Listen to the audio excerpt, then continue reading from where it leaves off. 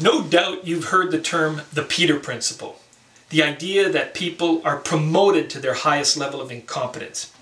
In my opinion, this is an incorrect characterization of the term.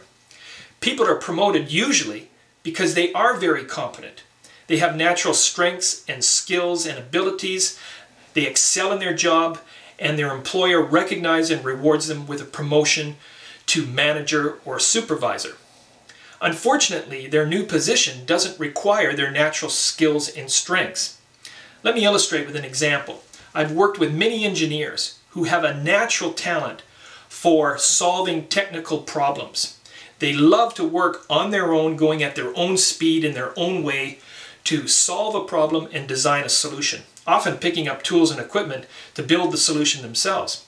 When they get promoted into a managerial or a supervisory position, they now spend all their time collaborating with other managers, discussing issues at meetings, doing a lot of paperwork to move the decision making at a very slow pace up the hierarchy for approval. They work with their subordinates to resolve personality problems or disagreements among them. There's a whole range of skills that are part of their core job duties that they don't have a natural flair for. In fact, some of them might display some incompetence in the core job duties required by a supervisor or manager. They often confess to me, "George, I feel like an imposter. I go to work wondering when people are going to find me out, expose me for the imposter that I am. I dread going into work on Monday mornings." Now, this strategy of faking it until you make it is a short-term solution.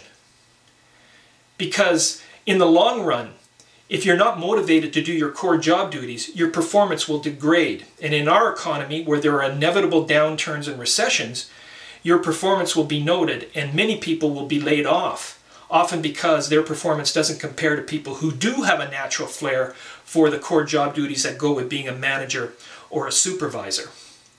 Now, you can do certain things to try to solve that problem.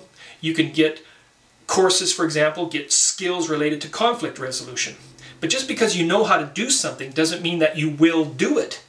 If you naturally avoid conflicting situations or highly charged emotional situations, and you have a conflict resolution skill, it doesn't mean you're going to be motivated to use it. There are solutions to this, both for the individual and the employer. And we work on those at JobJoy. But the first thing what we do is that we help you identify and define your motivational pattern. You don't need to live at work like an imposter.